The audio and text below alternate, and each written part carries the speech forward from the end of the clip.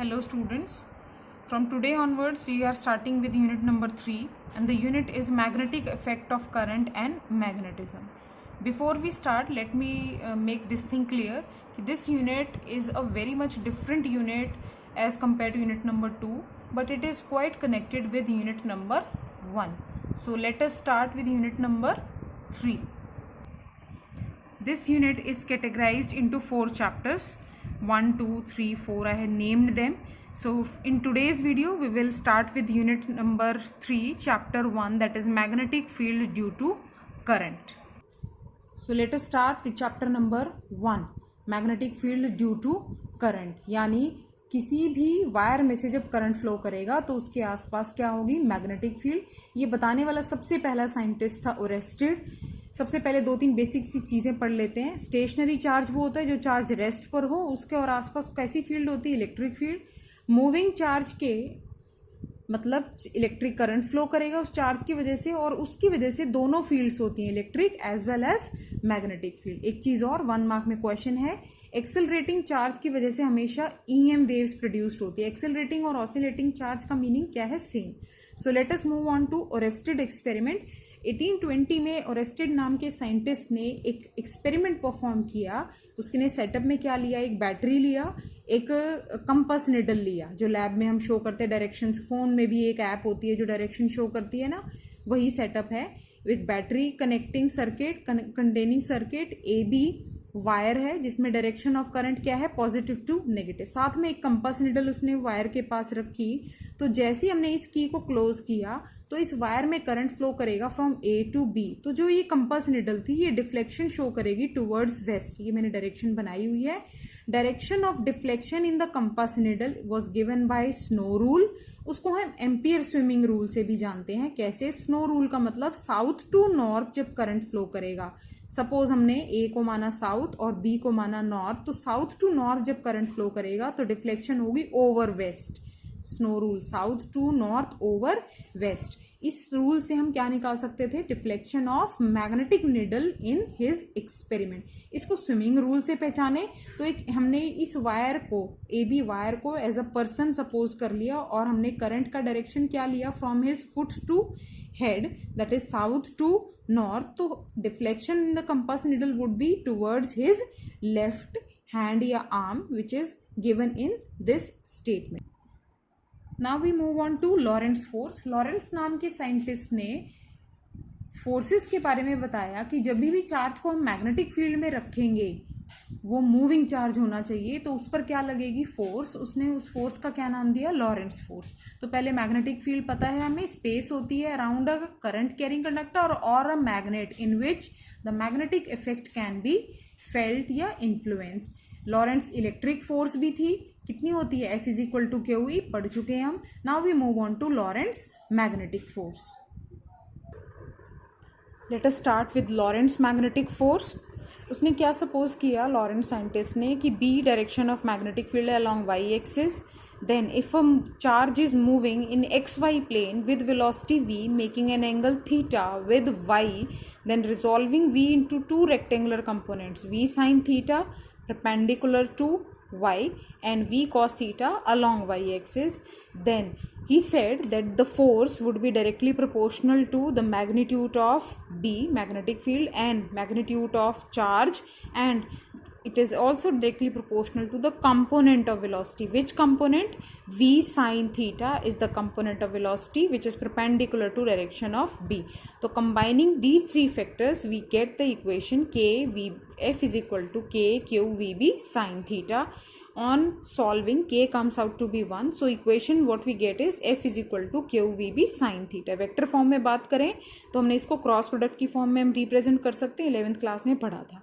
अब जो डायरेक्शन है, फोर्स कैसी क्वांटिटी है मैग्नेटिक फील्ड में, एक वेक्टर क्वांटिटी है. तो इसकी डायरेक्शन के लिए रूल एक ही है, नाम 2 दिए गए हैं, that is right hand rule या फिर राइट हैंड स्क्रू रूल. तो हम क्या कहते हैं कि अगर देखें, स्क्रू रूल को समझाने के लिए देखें, अगर मैं इस v वेक्टर को ऐसे ऐसे हम किसकी तरफ घुमाएंगे, b की तरफ घुमाएंगे, तो आपका स्क्रू कहाँ आ रहा है, बाहर की तरफ आ रहा है. तो फोर्स की डायरेक्शन क्या आएगी, अपवर्ड्स. और इसको समझें कैसे दिखा सकते हैं हम, जो फिंगर फिंगर्स हैं, देखिए स्क्रू रूल में फिंगर्स हमने किस डायरेक्शन में रखी है, ये वी की डायरेक्शन में इस तरीके से, और जाएंगी किस तरफ, ये बी की तरफ जाएंगी। तो थंब कहाँ आ रहा है, ऊपर की तरफ आ रहा है। So this means this is direction of force is upward, and if the charge is negative then direction of force is downward. Let us on move to 3 cases. If V is 0 means the charge is at rest, then force comes out to be 0. ध्यान रखेंगे, अगर charge particle rest पर है in magnetic field, then it does not experience any force. Then the two important cases related with the angle. If theta is 0 और parallel, मतलब ध्यान से समझें कि चार्ज पार्टिकल कैसे मैग्नेटिक फील्ड में एंटर कर रहा है, या तो पैरेलल या opposite to the magnetic field, that is anti parallel, then also force experience is 0. The third most important case, अगर चार्ज पार्टिकल बी की ही डायरेक्शन में एंटर कर रहा है, मतलब जो हमने वी ऐसे लिया था वो लेने की बजाय हम कैसे लें, वी परपेंडिकुलर, मतलब बी तो था वाई एक्सिस के अलॉन्ग, अगर चार्ज पार्टिकल या तो एक्स एक्सिस या जेड एक्सिस के परपेंडिकुलरली एंटर करे, बी के perpendicularly, then force experience by the charge particle comes out to be maximum. ध्यान देंगे, अब जब v और b एक दूसरे के 90 डिग्री पे होंगे तो हमारे पास एक फोर्स की डायरेक्शन के लिए तीनों वेक्टर्स कैसे हो जाएंगे, perpendicular. 3 vectors perpendicular, that is y के अलॉन्ग b, वेलोसिटी किसके अलॉन्ग ली, x के अलॉन्ग, तो z के अलॉन्ग क्या आएगी, फोर्स आएगी. तो 3 वेक्टर्स क्या हो गए, परपेंडिकुलर. कौन कौन से 3 vector, magnetic field, velocity and force. तो उनकी डायरेक्शन डिटरमाइन करने के लिए हमारे पास कौन सा रूल है, फ्लेमिंग लेफ्ट हैंड रूल. ये देखें फ्लेमिंग लेफ्ट हैंड रूल में, फ्लेमिंग लेफ्ट हैंड रूल में हम क्या कहते हैं, जो आपका ये वाला फिंगर है, this represents magnetic field, then this the middle finger, this represents the direction of current के, और किस डायरेक्शन में करंट फ्लो करता है, जिस डायरेक्शन में चार्ज मूव करता है. तो वेलोसिटी वेक्टर ये हो गया magnetic field, and thumb represents the force. अगर ये तीनों डायरेक्शन वेक्टर की हैं, सपोज ये मैंने डायरेक्शन लिया, suppose direction of magnetic field was along Y axis, ये मैग्नेटिक फील्ड को रिप्रेजेंट करता है, एक्स मैंने रिप्रेजेंट किया by velocity vector that is current, then Z this thumb will give the direction of force. देखिए तीनों एक दूसरे के परपेंडिकुलर हैं, तो आपका फोर्स का डायरेक्शन क्या आ जाएगा, perpendicular to x Y plane, that is along z. Next we move on to Biot Savart's law. Biot Savart's law बहुत ही इंपॉर्टेंट लॉ है. जब भी हम कोई लॉ देते हैं तो उस लॉ को आगे अप्लाई करते हैं बहुत सारे अरेंजमेंट्स में मैग्नेटिक फील्ड निकालने के लिए. ये एक ऐसा लॉ था जो बहुत ही स्मॉल, अगर कोई भी मेरे पास पोर्शन है, करंट एलिमेंट है, मतलब करंट एलिमेंट का मतलब जिसमें से करंट, एक ऐसा छोटा सा पोर्शन जिसमें से क्या फ्लो कर रहा है, करंट फ्लो कर रहा है, तो उस करंट एलिमेंट की वजह से एक पॉइंट पी पर मैग्नेटिक फील्ड निकालने के लिए ये लॉ दिया गया था. तो बायोट-सैवर्ट साइंटिस्ट ने क्या कहा कि सपोज एक वायर है जिसमें करंट आई फ्लो कर रहा है, और उसका स्मॉल करंट एलिमेंट हमने, जिसकी लेंथ कितनी है, dl हमने ले लिया. एक्स वाई वो पूरा वायर था, लेकिन उसका स्मॉल एलिमेंट क्या था, dl. तो P पॉइंट पर हम इस एलिमेंट की वजह से मैग्नेटिक फील्ड निकालेंगे. एलिमेंट स्मॉल है तो मैग्नेटिक फील्ड का वैल्यू भी क्या होगा, स्मॉल होगा, dB. तो he stated that this dB, magnitude of dB is directly proportional to the magnitude of current flowing, that is I. It is also directly proportional to the length of this element, that is dl, and it is inversely proportional to the distance of the point where the magnetic field is to be calculated. मतलब इस are के square के inversely proportional है. और किस पे depend किया, angle पे भी डिपेंड किया. देखिए बेटे ये एंगल कौन सा है, ये जो करंट एलिमेंट है इसकी लेंथ क्या ली है मैंने, ए बी करंट एलिमेंट लिया है, तो इसको हमने एलिमेंट, जैसे डिस्प्लेसमेंट एक वेक्टर होता है तो इसकी डायरेक्शन में डीएल वेक्टर ली, ए टू बी, और ये कौन सी डायरेक्शन में है, जो डायरेक्शन करंट की है. बहुत इंपॉर्टेंट है ये बात. सो P का पोजीशन वेक्टर मैंने करंट एलिमेंट के सेंटर से लिया R वेक्टर, तो DL और R के बीच में एंगल हो गया ये थीटा. लेकिन ये जो मैग्नेटिक फील्ड होता है, जैसे इलेक्ट्रिक फील्ड एक वेक्टर है, ऐसे ही मैग्नेटिक फील्ड भी एक वेक्टर है.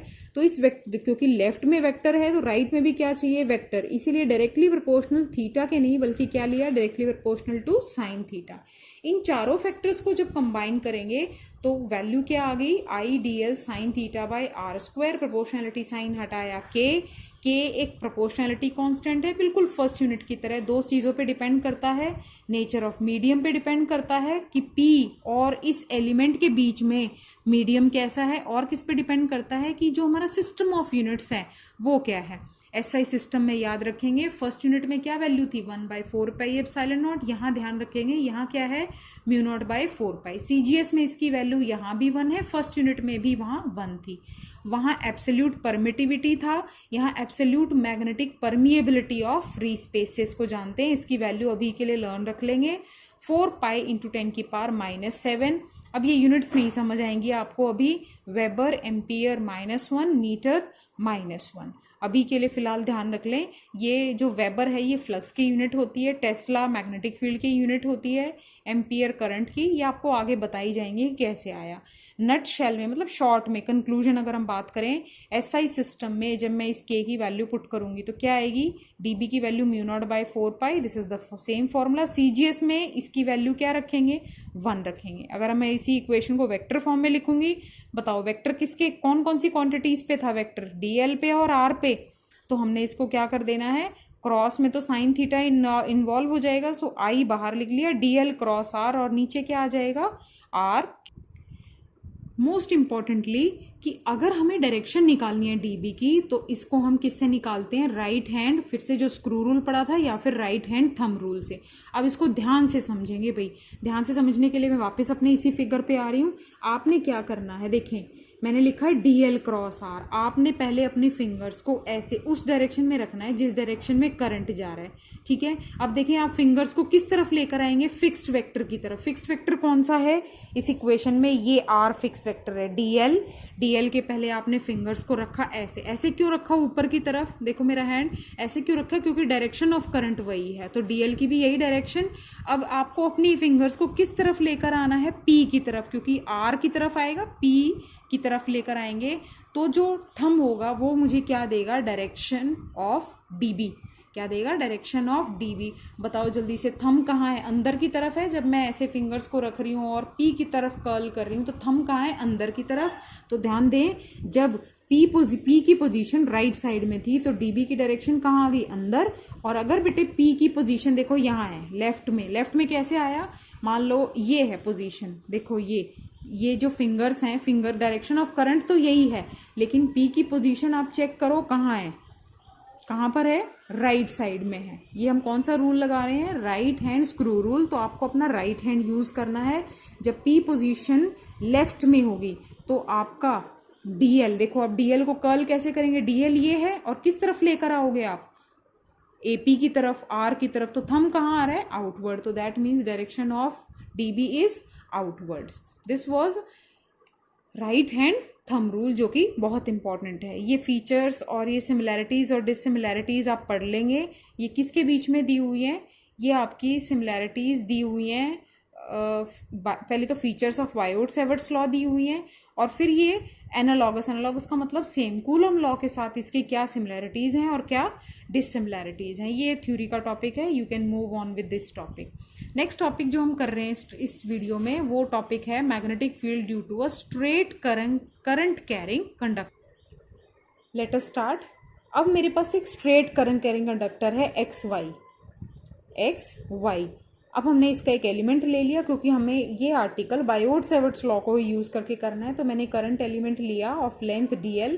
पूरा वायर एक्स वाई सीरीज में है, तो डीएल में से भी करंट कौन सा फ्लो करेगा, आई। पी पॉइंट पर हमें मैग्नेटिक फील्ड निकालना है, सब कुछ लिखा हुआ है थ्योरी में, कोई मुश्किल नहीं है। अब देखें, 2-3 चीज़ें ध्यान देंगे यहाँ इस फिगर में। क्या ध्यान देना है, पी पॉइंट का इस वायर के, अब मैं ज्वाइन करूँगी तो इस वायर पे मैंने मार्क किया पॉइंट क्यू, डिस्टेंस कितना है ए। अब पी पॉइंट एलिमेंट के साथ कितना एंगल बना रहा है, थीटा, जैसे कि पहले बना रहा था।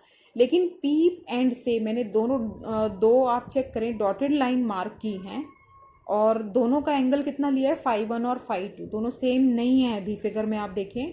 और P का ही इस एलिमेंट से ज्वाइन करने पर सेंट्रल एक्सिस के साथ जो एंगल बन रहा है वो है φ। 4 एंगल दिख रहे होंगे आपको इस फिगर में, φ1, φ2, φ एंड थीटा।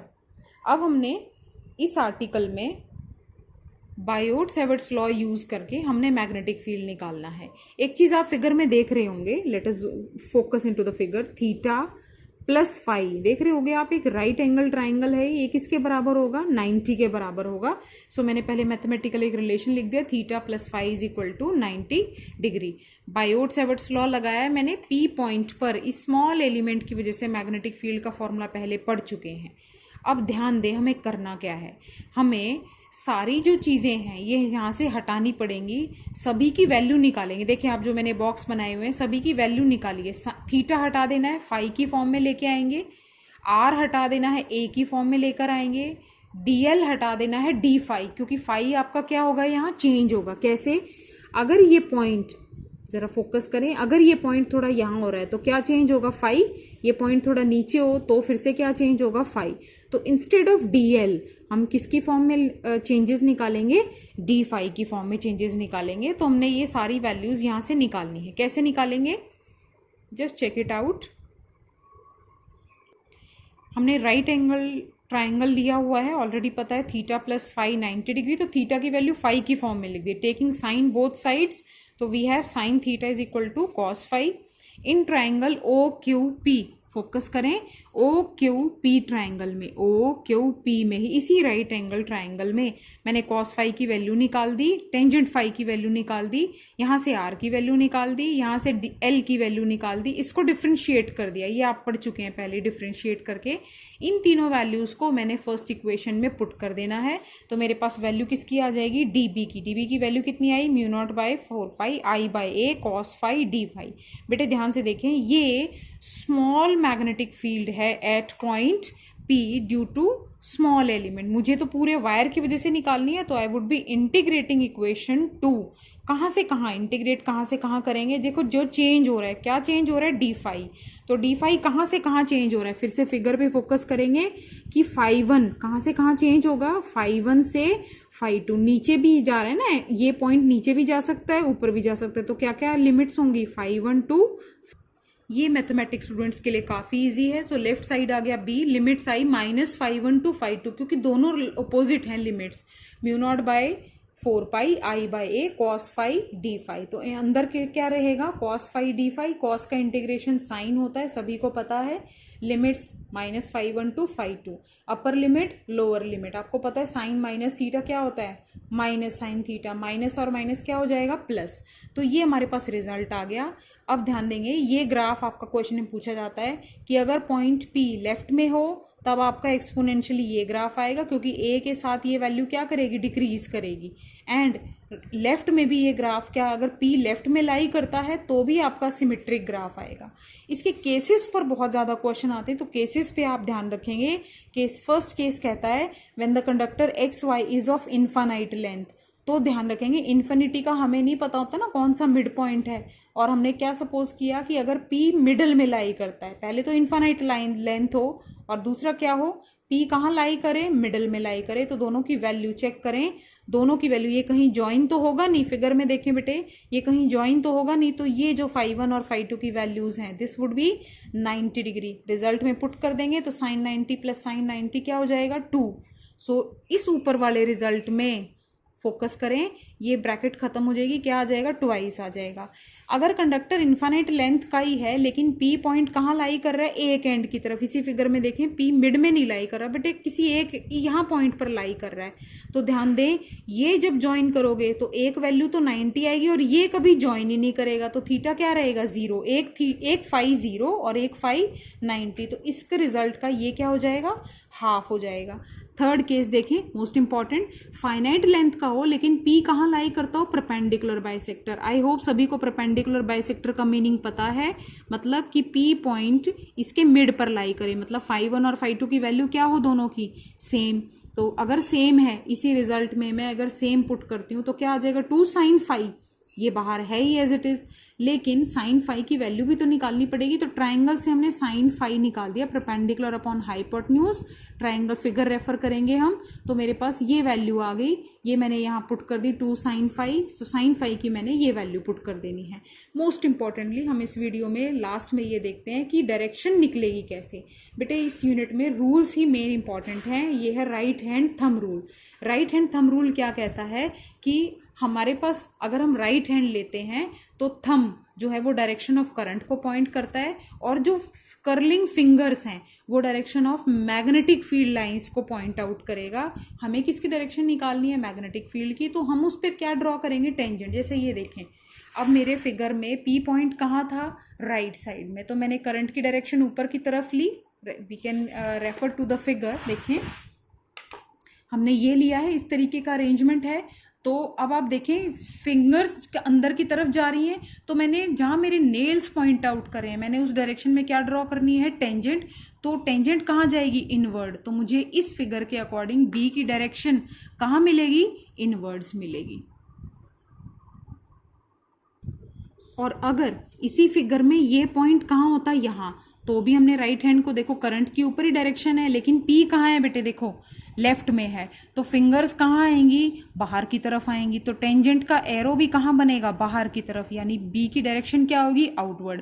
पी अगर बेटे राइट में है तो इनवर्ड्स, और अगर पी लेफ्ट में है तो फिंगर्स की, नेल्स की कहाँ डायरेक्शन आएगी? Outward. In this way we will use right hand